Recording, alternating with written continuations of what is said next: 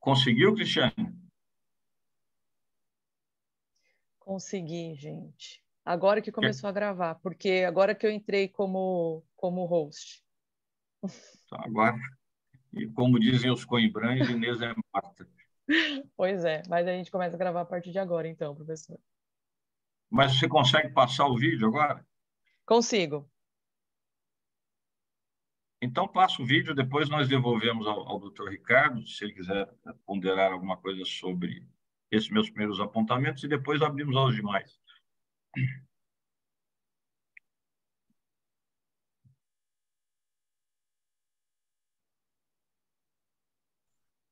Eu vou dar um play aqui, aí eu vou pedir para que vocês me digam se está passando para vocês também. Não sei se a tela está compartilhada. Está compartilhado.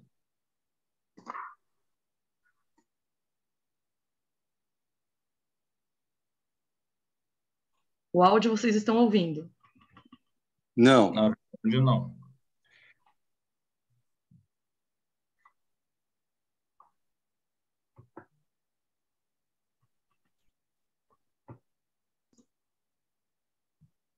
O áudio não? Não.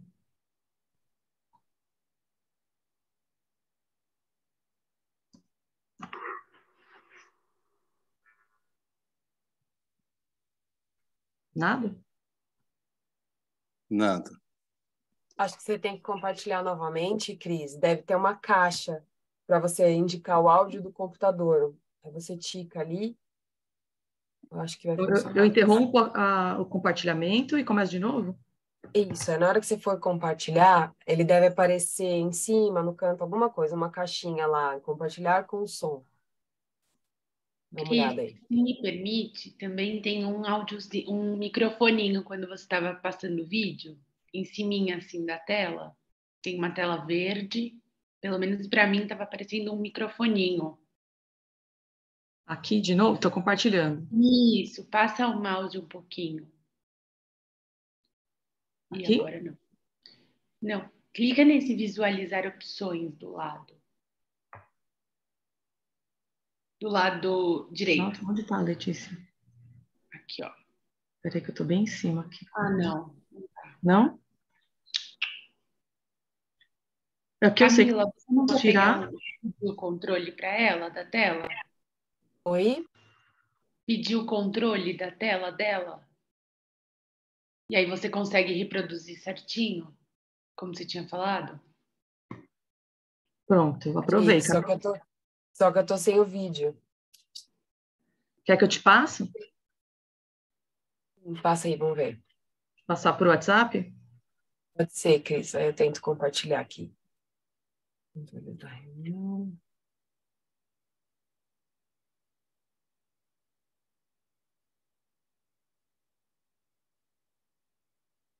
Não foi. Doutor Ricardo, pessoal, me desculpe, viu? Eu fiz vários testes, tinha dado tudo certo. Agora chega na hora, tá tudo errado. Ah, é sempre assim. Deixa eu ver. Lady Murphy. Lady Murphy. Eu vou parar de compartilhar aqui. Felipe, você que está com o vídeo também, se você quiser tentar. Senão, eu vou... Hum. Desculpe, professor, desculpe. Tente aí, Felipe. Vamos ver se você consegue. A Camila está pensando aqui. Vocês estão enxergando o compartilhamento? Sim. Agora veio o som. Beleza.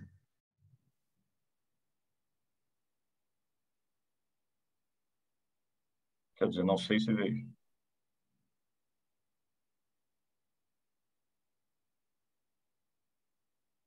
Tem som essa parte, Cris?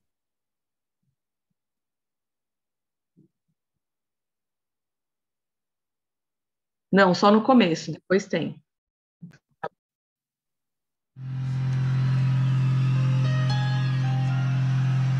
Aqui já tem, vocês estão ouvindo?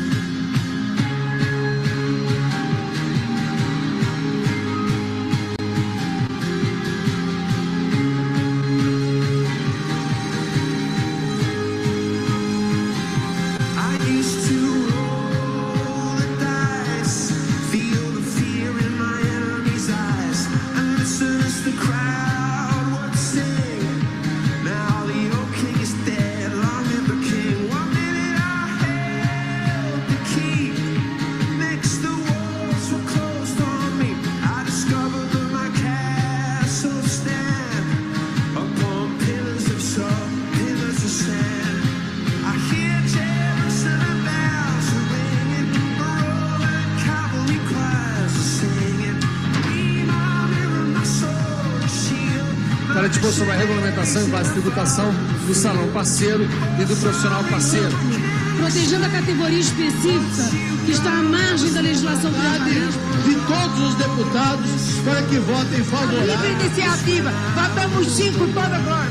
A única para votar 5 que existe. Aprovado.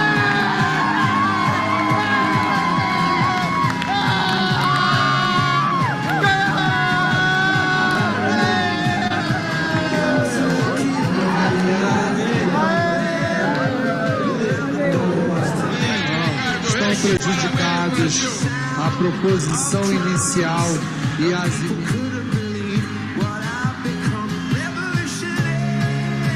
apoio aí do Sim de Beleza, o Sim de Beleza de Goiás, de São Paulo, Rio Grande do Sul, Rio de Janeiro, Simbel, Sinca, Pro Beleza, Simbel de São Paulo e vários sindicatos laborais. Então não é um projeto que defende só a classe empregadora, e sim também os trabalhadores. Então, para que um contrato de parceria seja elaborado, é necessário um sindicato laboral e um patronal que assinem e verifiquem essa parceria de fato. Nossa ideia aqui é bem esclarecer para que todos leiam com atenção e analisem que esses fantasmas não existem. A gente lá defende que continue a CLT, a gente nunca foi contra a CLT, a gente só quer a escolha, qual é a melhor maneira que a pessoa quer trabalhar. Falou-se muito bem qual é o objetivo do PL. O PL não tem nada a ver com a descrição, com alterações da CLT, mas sim regulamentar algo que existe no contrato realidade, que é a parceria de salões de beleza. Não cabe ao Sebrae outro posicionamento senão favorável ao empreendedorismo e aprovação do texto como está. Aprovada a matéria, vai à Câmara dos Deputados solicitar a todos os profissionais. Quero felicitar todos os profissionais que estão aqui e dizer que o Senado se sente honrado de colaborar no aperfeiçoamento da profissão de...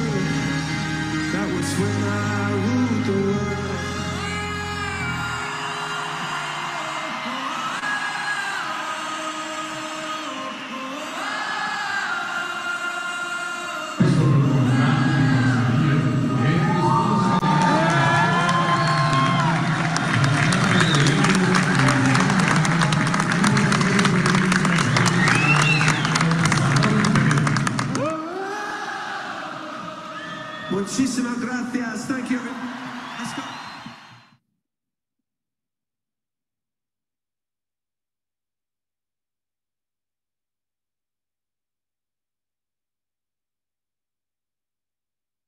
Muito bem.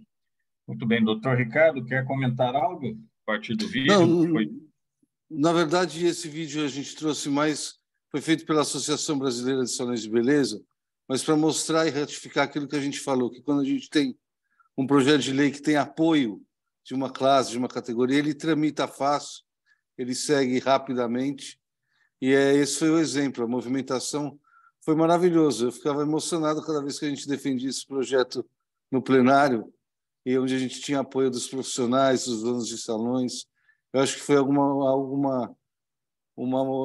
era fácil defender o mérito da matéria quando a gente tinha suporte por trás. Então, isso que é importante em qualquer projeto de lei, quando a gente tem apoio, ele tramita muito mais rápido. Foi quanto tempo de tramitação na Câmara, doutor? 3 anos, mas ficou 2 anos parado na Comissão de Trabalho na mão do presidente Roberto Santiago. Então, na verdade, ele tramitou basicamente em 1 ano no Senado e na Câmara dos Deputados, né? Foi rapidinho. Muito bem.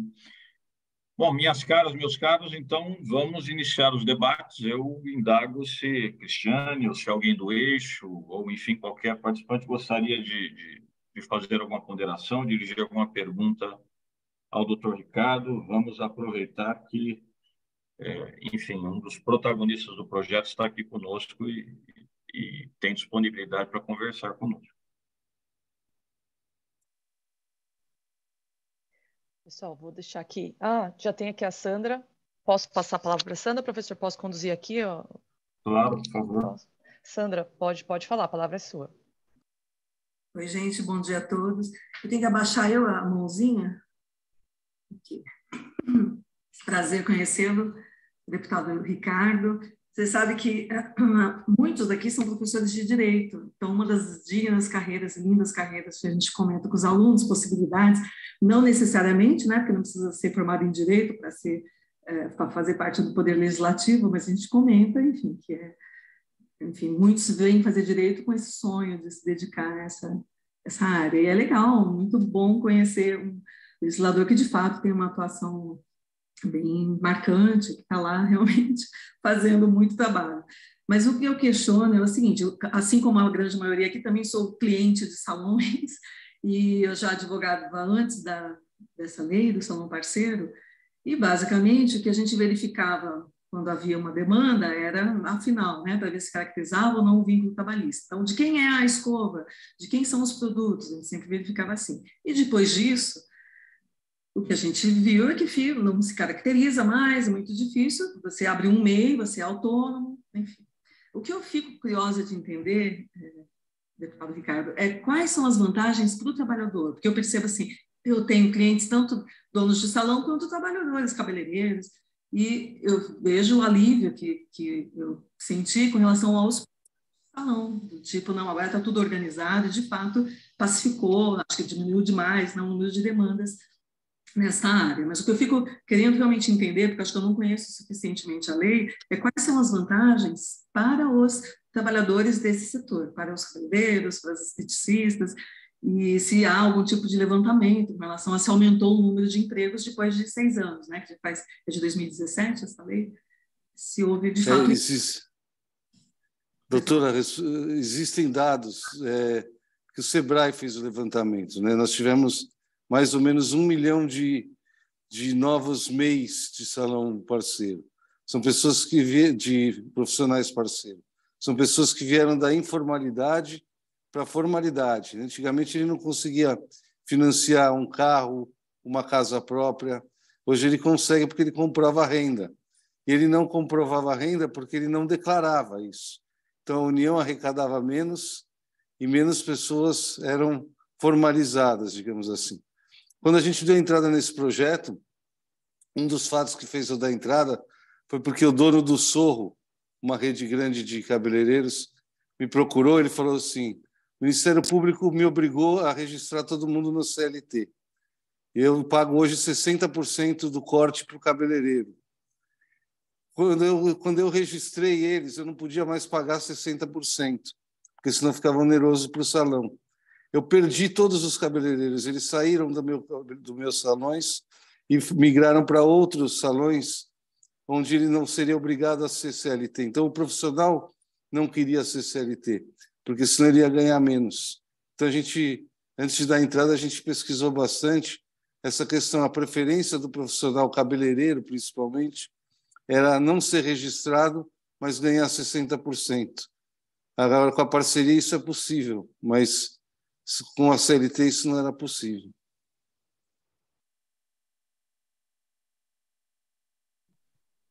Respondido, Sandra. A gente, ao longo do eixo, a gente pretende, já está confirmado, a presença, trazer aqui para as nossas discussões, a Andressa Torres, que foi coordenadora, ainda está coordenadora, né, Felipe Arruda, dessa... Sim, ainda ela está. foi fundamental para a aprovação do projeto. Ricardo, nós traremos ela aqui para falar também com essas questões do viés do SEBRAE, o que o SEBRAE conseguiu levantar, foi feita até uma nota por eles mesmos, então assim, ela pelo menos trará aqui para a gente as estatísticas, dados e maiores informações com relação ao que o SEBRAE consegue ajudar, em especial os profissionais, né? Não os salões, mas em especial os profissionais, que têm que abrir MEI, ou se preferirem abrir MEI, enfim. Então, a gente também pretende trazer aqui para a nossa discussão a presença dela e esse viés também do SEBRAE, para ilustrar melhor aqui para a gente. Mais alguma pergunta, pessoal?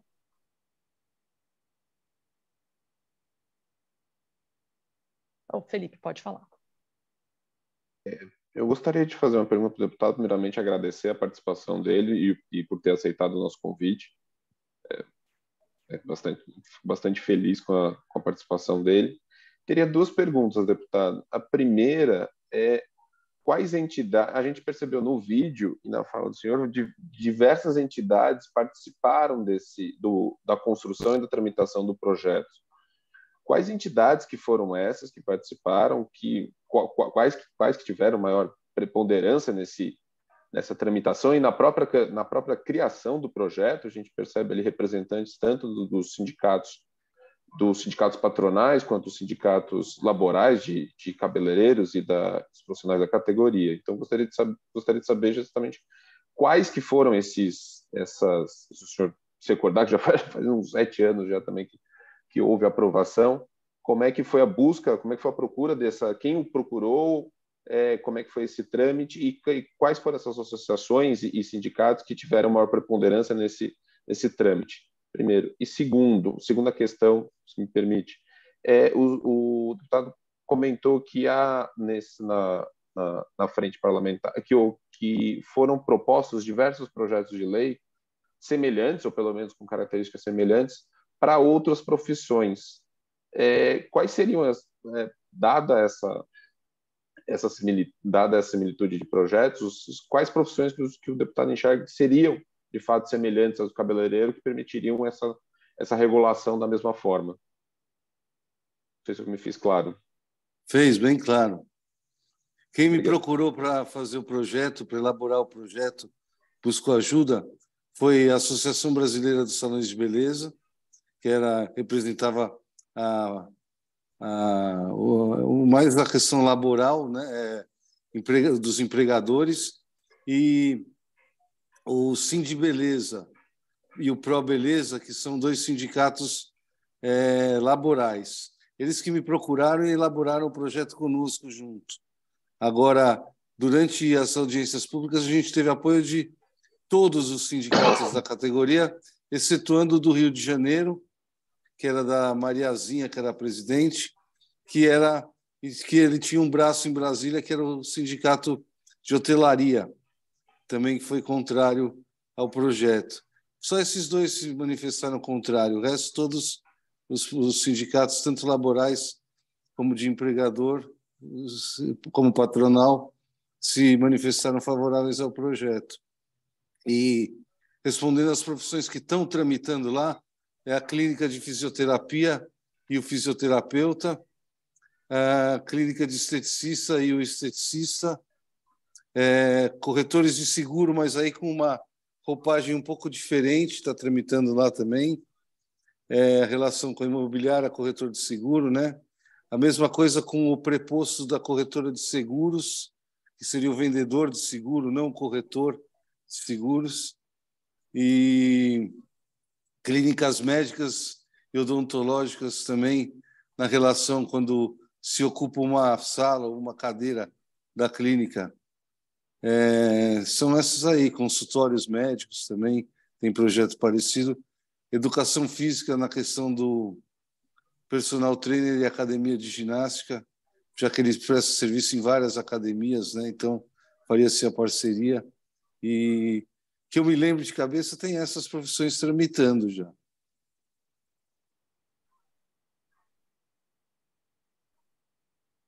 Perfeito. Obrigado. Obrigada, Felipe. Respondido? Doutor Ricardo, o senhor acha que... perdão, pode falar, Silvana. Obrigada. Obrigada, Cristiane. Bom dia, doutor Ricardo. Agradeço também a sua presença aqui, que está sendo muito interessante, muito esclarecedora. A minha questionamento, o senhor falou bastante de algumas questões em relação ao sindicato, dizendo que as homologações permaneceriam, não é? Permaneceram com o sindicato, homologações de rescisões e tudo.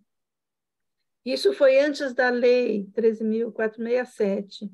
Então, eu gostaria de saber se as homologações permanecem sendo feitas pelo sindicato em razão da especificidade da lei e também se houve alguma experiência ou se há algum registro de negociação coletiva entre esses sindicatos, baseados, inclusive, na regulamentação da lei. Obrigada. A questão da homologação eu sei te responder. Eles continuam fazendo a homologação.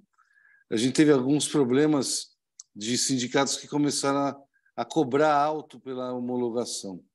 Isso teve alguns probleminhas, mas que já foram sanados, pelo que eu entendi no mercado. A outra questão que a senhora fez, eu não sei te responder. Tá certo, obrigada. É um bom tema para os pesquisadores do eixo. Obrigada, Silvana, realmente. Deputado, os sindicatos ainda cobram pela homologação, ainda que valores menores? Alguns cobram, outros não.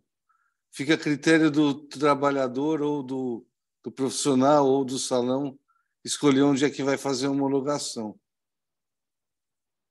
Mas, em princípio, teria que ser no sindicato da sua base territorial, ou não necessariamente? Isso, deveria ser, mas não necessariamente está acontecendo. E está acontecendo que alguns sindicatos estão se expandindo.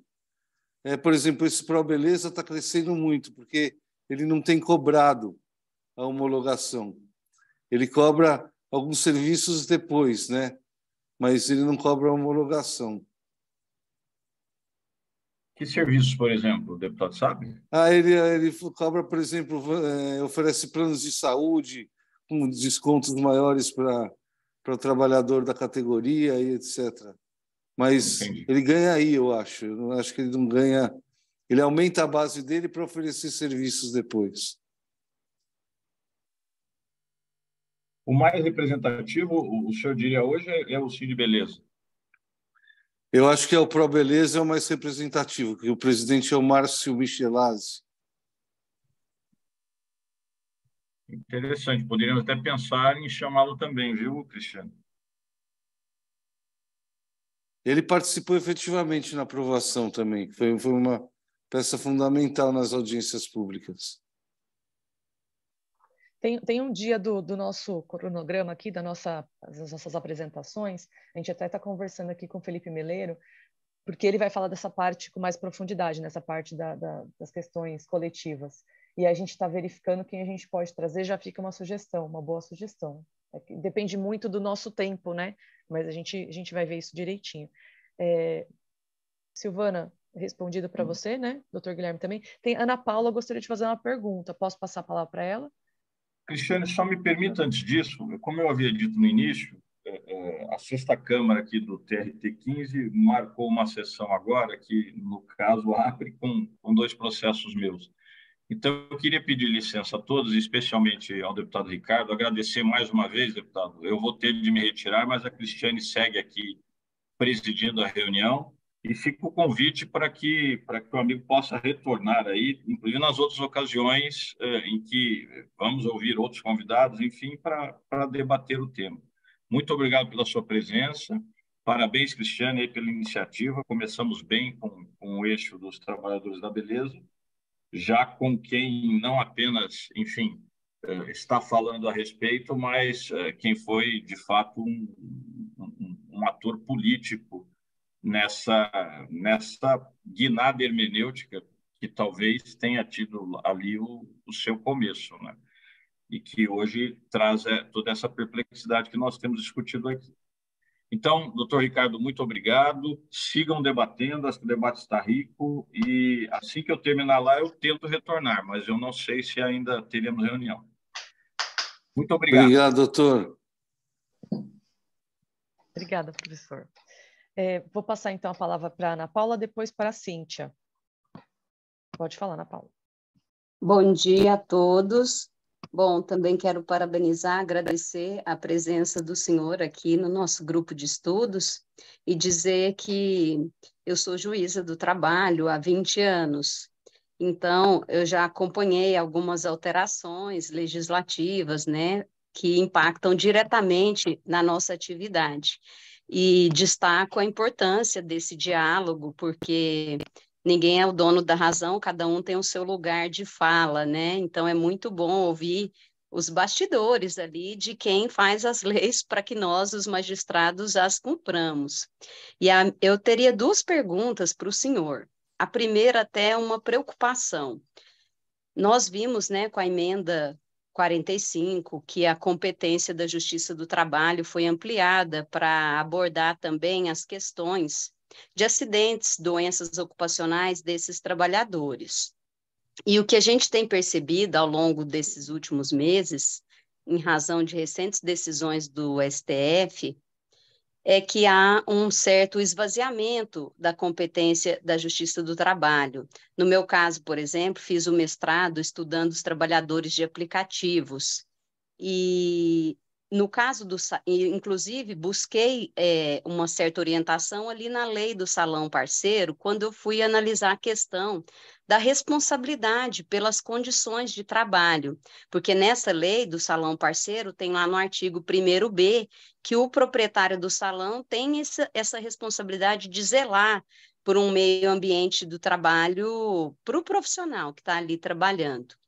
Então, a minha primeira pergunta, assim, ou observação para o senhor, fazendo essa analogia, é se esse fato de retirarmos o vínculo empregatício deles, que eu não estou questionando esse ponto, mas, assim, isso influenciaria diretamente na nossa competência. Então, assim, não haveria um prejuízo, não haveria um retrocesso, uma vez que daqui a pouco a Justiça do Trabalho não vai ter competência para analisar mais nada, né?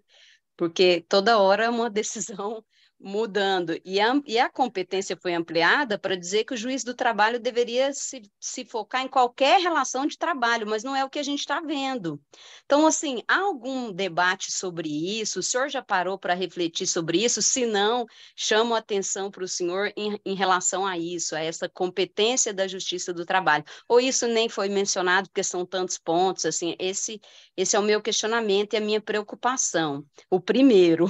Depois, se eu puder fazer o segundo, eu juro que vai ser mais breve, Cristiana. Obrigada. Pode fazer o segundo.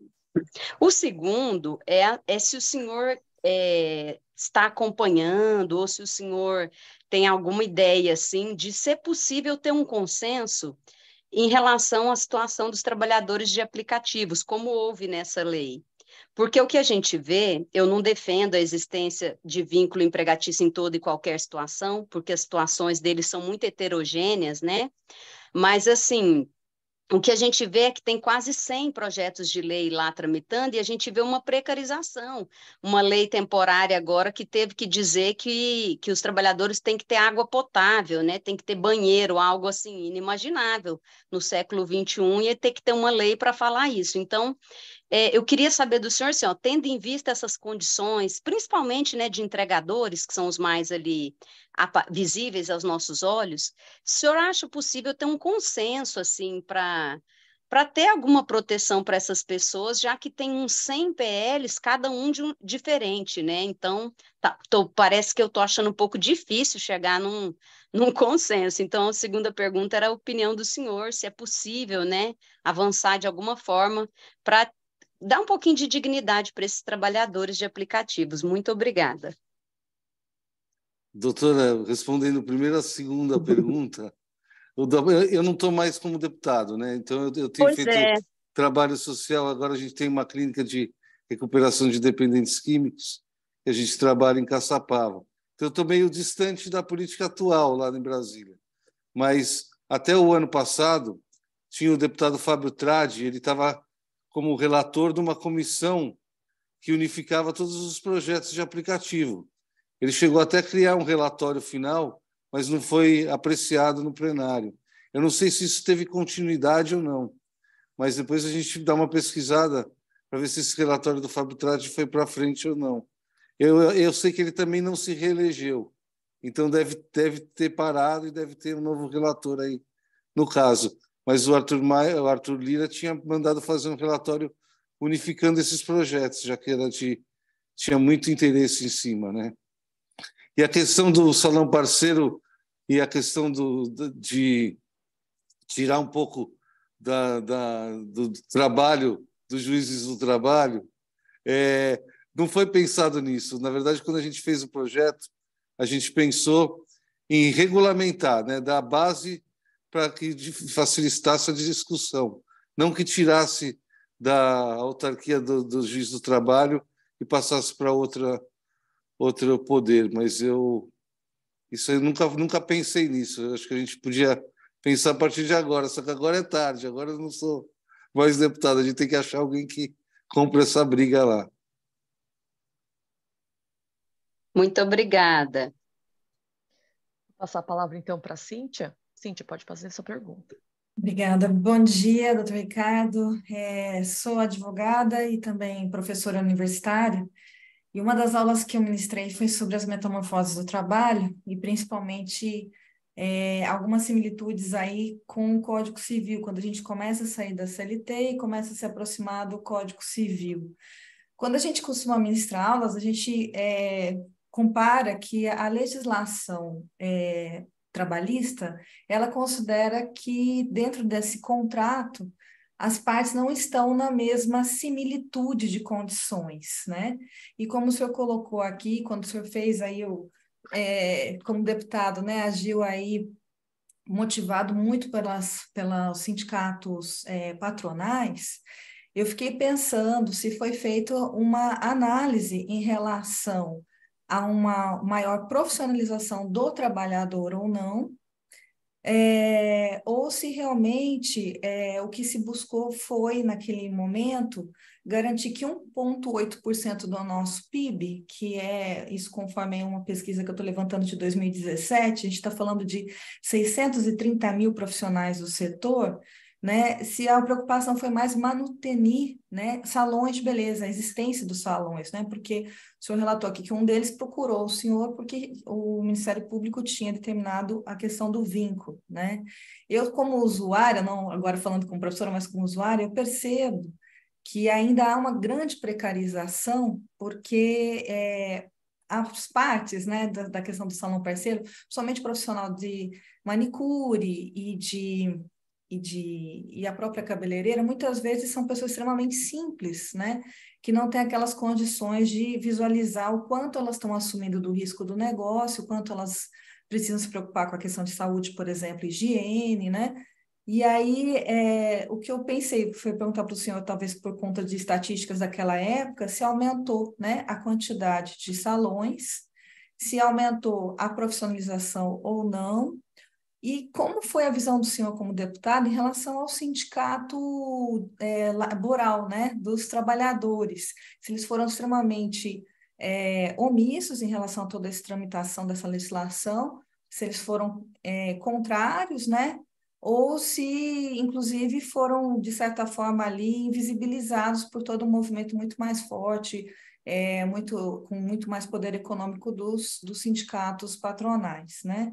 Então, era essa a minha visão, assim, né, querendo saber do senhor, porque o senhor tem, às vezes, números lá também, lá, né, e eu, pelos estudos que eu fiz, né, eu não consegui apurar muita, vamos dizer assim, profissionalização desses trabalhadores, né, eu vi que o recolhimento previdenciário foi garantido, como o senhor mesmo colocou aqui, porque ele é feito na fonte, né, retiro, mas eu não vi, assim, grandes avanços em relação a essa emancipação intelectual do profissional, sabe? E com o novo modus operandi aí de agir dentro de cada salão e dentro de cada espaçozinho que eles estão ali operando. Então, essas perguntas aí. Obrigada mais uma vez. Doutora, a questão da precarização, ela não existe, porque se a pessoa cumprir, no caso, o profissional da beleza, manicure, pedicure, se ela cumpre horário, se ela tem carga horária para ser cumprida, hora para entrar, hora para sair, ele caracteriza a CLT. Então, ele vai optar pela CLT. Se não optar, na Justiça está aí para garantir os direitos dele na CLT. Agora, quando ele trabalha em 2 salões, quando ele faz o seu próprio horário, aí você não tem como optar pela CLT, você opta pela parceria. Agora, o apoio foi gigantesco. Todos os sindicatos apoiaram o projeto, excetuando 2 sindicatos. Um que era o Sindicato da Hotelaria de Brasília e o Sindicato do Rio de Janeiro de Cabeleireiros, porque dos outros estados, todos os sindicatos laborais apoiaram o projeto, porque eles preferem ganhar mais no sistema da parceria do que ganhar menos no sistema do CLT. Então, foi o que aconteceu, por exemplo, aqui na Rede do Sorro, que eu comentei. Ele perdeu todos os cabeleireiros porque ele resolveu registrar todos eles na forma de CLT. Então, não adianta a gente ir contra o que a categoria quer. A gente tem que seguir o que o mercado, como o mercado realmente funciona. O mercado ele funcionava já dessa forma, ou de parceria ou de locação de cadeira, né? Locação onde o profissional pagava para utilizar a cadeira para o salão. Então, a gente só adequou o jeito que o mercado trabalhava na forma da legislação. E de resultado, o resultado foi grande, foi 1 milhão de novos MEIs, né, na área da beleza. Eu acho que é um número significativo. São pessoas que viviam na clandestinidade e na informalidade, que não tinham direitos previdenciários, não tinham como comprovar renda, e hoje tem. Então, acho que o ganho para o profissional, para a classe laboral, foi muito grande também. Não foi só para a classe empregadora. Respondido, Cíntia? Obrigada. Sim.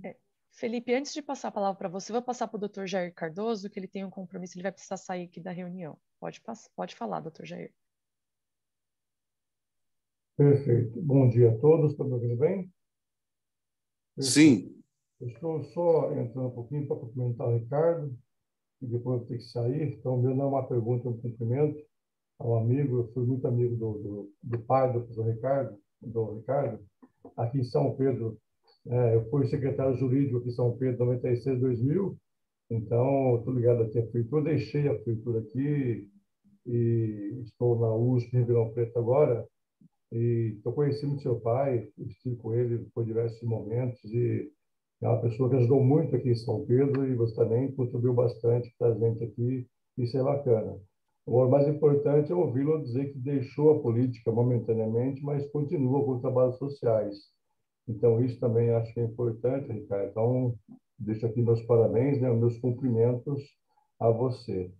Agora, com relação à questão de uma pergunta, né, uma coisa que me preocupa um pouquinho, é o seguinte, é que o discurso, né, às vezes, administrativo foge um pouquinho do jurídico. É como a professora Sandra colocou no início, nós temos um grupo jurídico que pensa juridicamente. E, às vezes, a questão empresarial pensa de uma forma empresarial diferente. Precisamos encontrar um ponto comum de sinergia entre esses dois aspectos. Porque quando você fala em parceria, um termo que você usou bastante aí, acho interessante isso, mas nós entendemos que o termo parceria foi um precursor lá atrás, né, do surgimento hoje do termo empreendedorismo, né? Essa questão do empreendedorismo, tal. E em 43, quando surgiu a CLT, podemos dizer, não tem estatística oficial sobre isso, mas 100% das pessoas, 99%, eram empregados. E empregados recolhiam a Previdência e hoje nós temos uma Previdência forte na época. Hoje nós temos aí, seletista, 30% e 38% em trabalhos autônomos, de parceria ou empreendedorismo, né?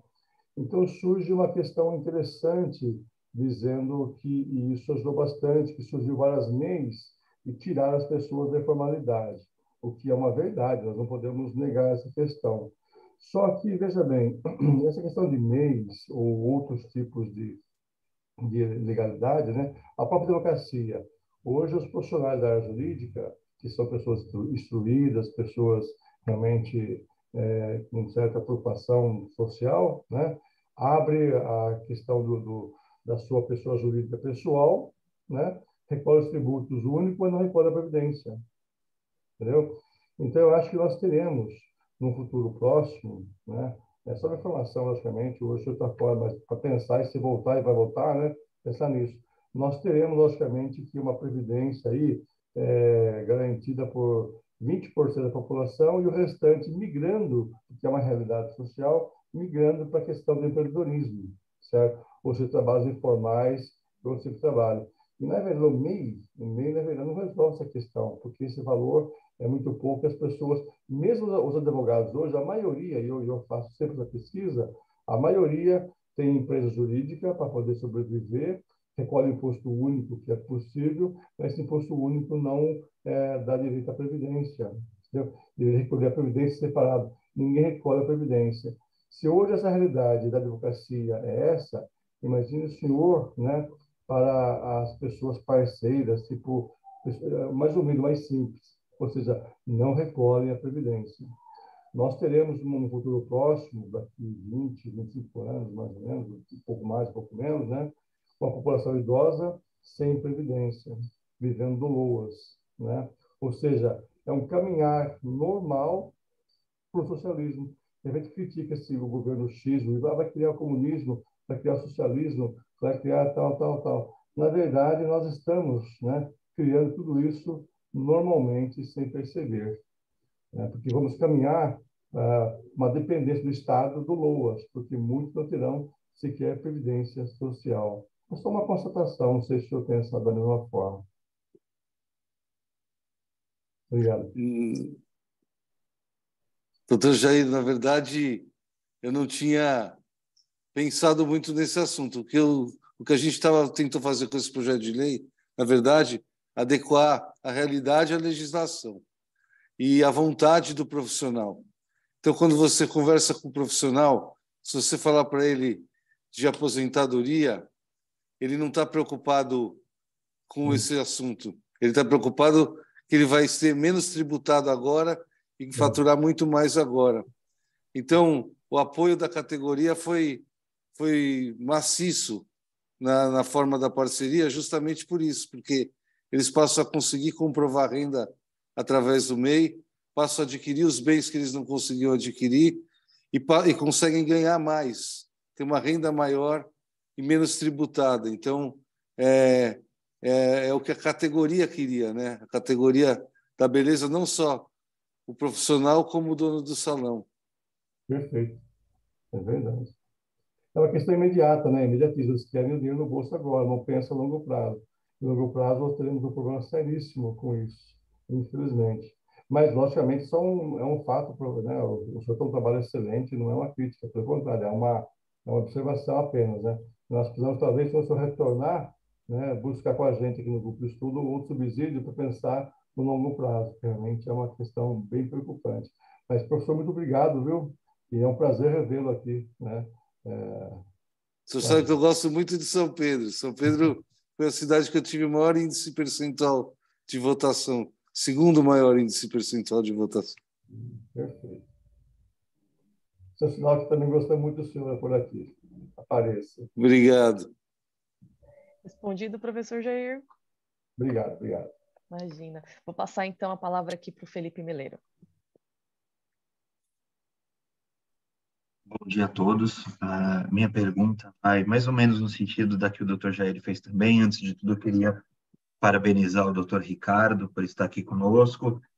Nós temos aqui uma leitura e um viés mais crítico ao direito do trabalho.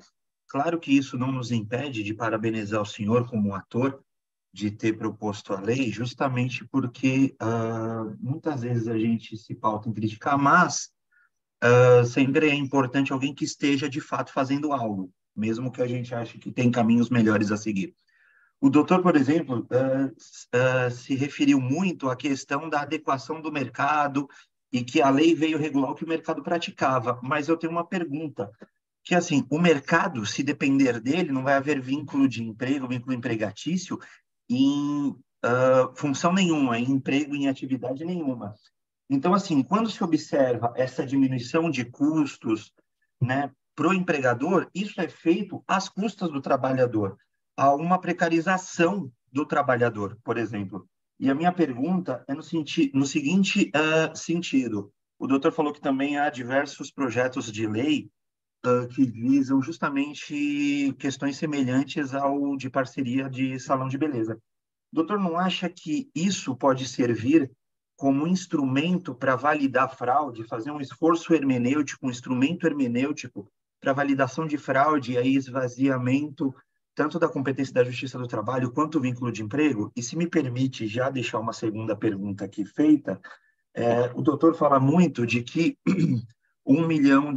foram criados 1 milhão de MEIs e entraram na formalidade. Fato, mas também nós que militamos na Justiça do Trabalho estamos cansados de ver que muitos empregadores obrigam os empregados a constituírem MEIs e serem pejotizados.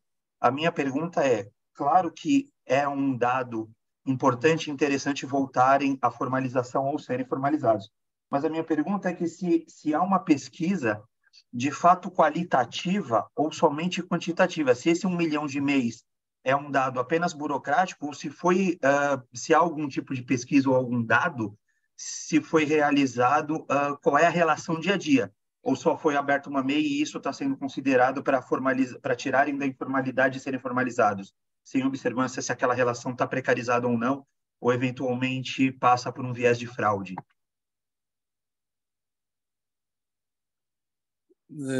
Doutor, na verdade, eu não sei te informar esses dados, se houve a qualitativa junto da quantitativa. Esses são dados que a gente obteve junto do SEBRAE e do Ministério do Trabalho, na quantidade de MEIs que foram abertas no setor da beleza, depois da lei em vigor. Agora, eu não vejo como uma precarização, nem vejo como uma fragilidade do pessoal, do profissional, do trabalhador da área da beleza, já que foi uma opção deles. Eles é que optam, já que o sindicato laboral também homologa o contrato de parceria. Então, ele tem um sindicato que é responsável por garantir e lutar pelos direitos do trabalhador, que homologa o contrato de parceria, e a vontade própria, porque a gente viu durante todo o processo legislativo que a grande maioria esmagadora dos profissionais da beleza preferiram optar pela parceria. Isso quando eu falo de manicure e cabeleireiro. Quando a gente fala de outros tipos de auxiliar, aquele que auxilia, esses todos continuam pela CLT, porque esses realmente cumprem horário, carga horária, tem um local só onde ele trabalha. Agora, o cabeleireiro, ele pode ser considerado como um artista. Ele trabalha, às vezes, em 2 salões, em 3 salões, trabalha na sua casa, atende a domicílio. Então, ele não tem um horário fixo. Então, ele não consegue cair dentro das normas para ser voltado como uma CLT. Por isso que ele se adapta melhor no contrato de parceria. Respondido, Felipe? Sim, agradeço a resposta. Pessoal, mais alguma pergunta? Que a gente já está caminhando para o encerramento, né? Está dando o nosso horário. Eu não queria alongar muito aqui a nossa reunião, porque, primeiro, que é aniversário do Dr. Ricardo, né? Ele precisa comemorar com os amigos, com a família. Já começou uma boa comemoração, que já considero aqui entre amigos. E queria abrir aqui se tiver mais alguma pergunta, senão gostaria de fazer os encerramentos aqui. Mais alguém? Doutora Cristiane, é possível ainda intervir? Doutor Gilberto, se for muito rápido, pode ser. É que eu levantei a mão já algumas vezes, mas sem dificuldade. É porque quando começou a conversa, não estava gravando ainda, para registrar aí, sobretudo, a visão que o doutor Ricardo traz, né? Também que vem de seu pai, que foi relator-geral do Código Civil em 2002, e nessa linha, né, em que o doutor Felipe acabou de colocar, né, talvez precisamos aí ampliar esta visão, né, e perceber que esses empregados têm direitos a tomar decisões que são decisões existenciais. A gente percebe dificuldade nisso, e quem fala muita vontade é quem advoga desde 79, na área trabalhista, atuando em prol de empregado e em prol de empregador, e percebendo situações mais interessantíssimas e no caso específico, doutor Cristiano, por isso relevante trazer o autor do projeto para o debate, como disse no início, isso tem muito a ver com o eixo com o qual estou envolvido, que é o trabalhador religioso, onde às vezes a academia tem a pretensão de querer tomar decisões pelas pessoas, e nem sempre a academia tem as soluções mais oportunas. Doutor Guilherme, quero concluir nessa palavra, colocou para a gente uma preocupação, que é o judiciário, que muitas vezes estão aí sendo fragilizados. E isso talvez seja o nosso maior centrar, querer tirar da área trabalhista aquilo que é competência dela.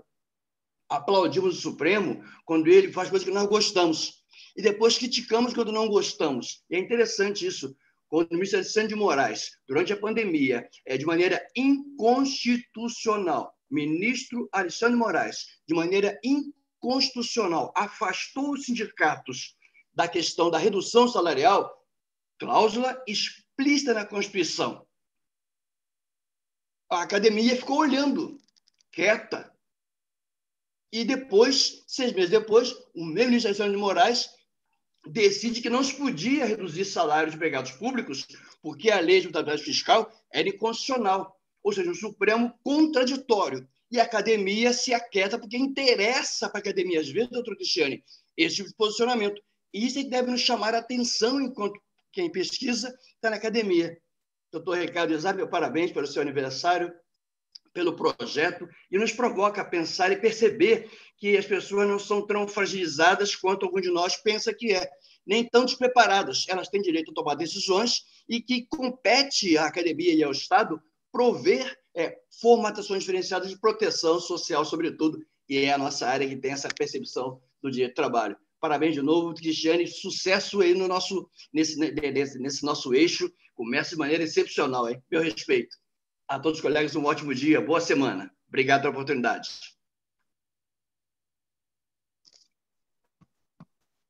Doutor Ricardo, obrigada, doutor Gilberto. Doutor Ricardo, vou deixar então o senhor aqui para fazer suas considerações finais, agradecimentos, depois eu retorno aqui para encerrar a nossa reunião de hoje, mas de cara aqui e, mais uma vez, agradeço demais a sua presença.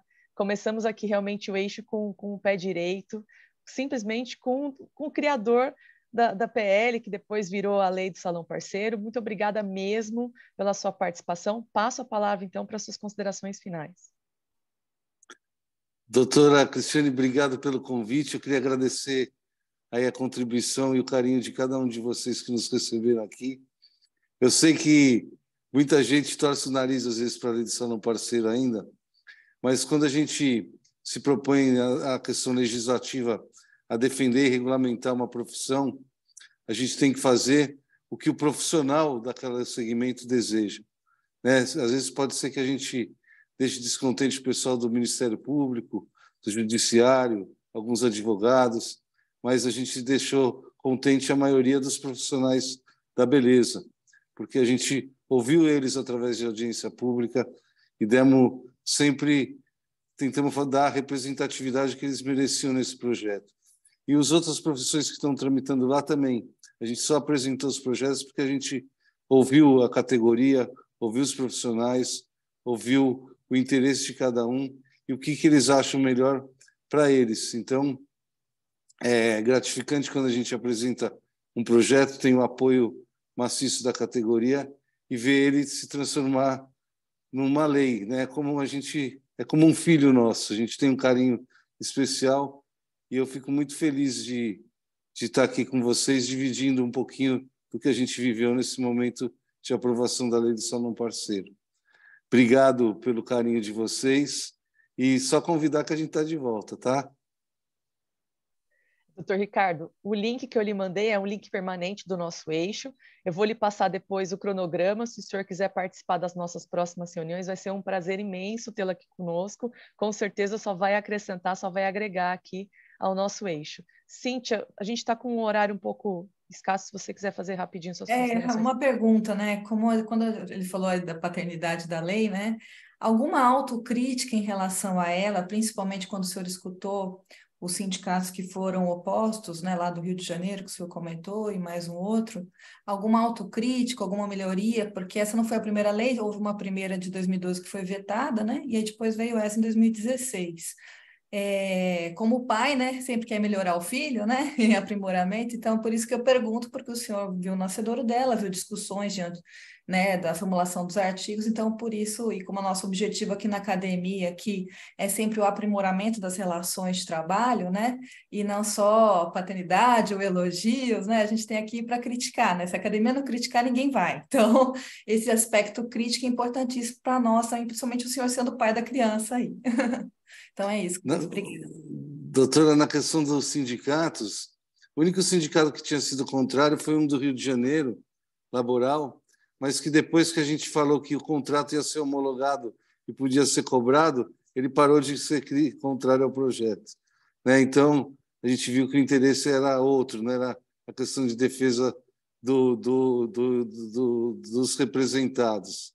E nós tivemos um único sindicato que se manifestou contrário, mesmo assim, continua se manifestando, que é o Sindicato da Hotelaria, que, na verdade, não representa o setor da beleza.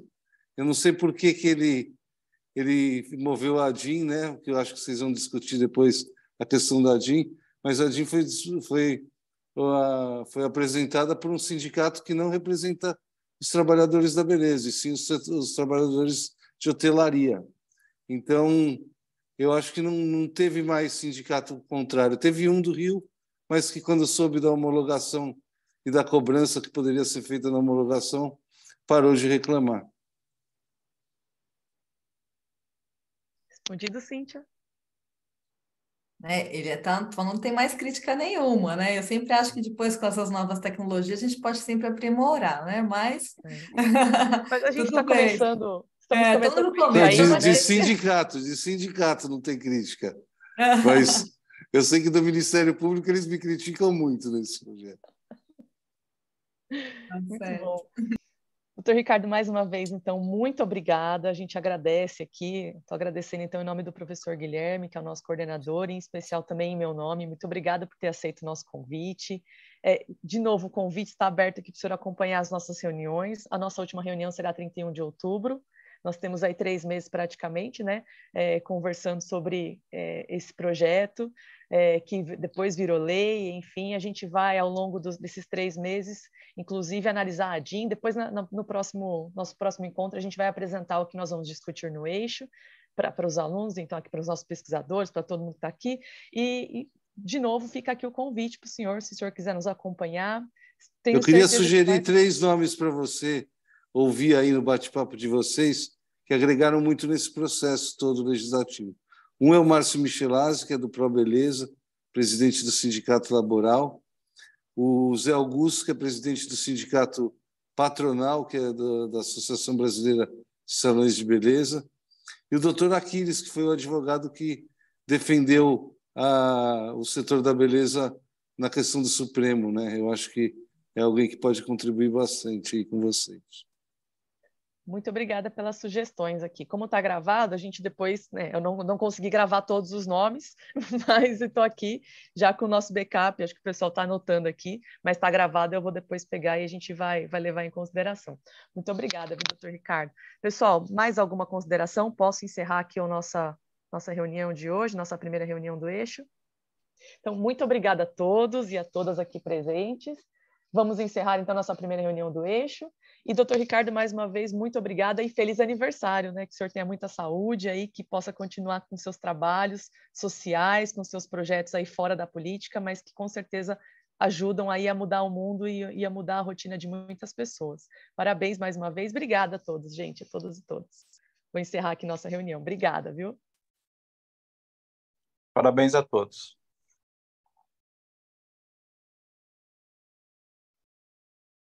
Parabéns ao eixo. Início excepcional. Saúde e paz a todos. Boa semana.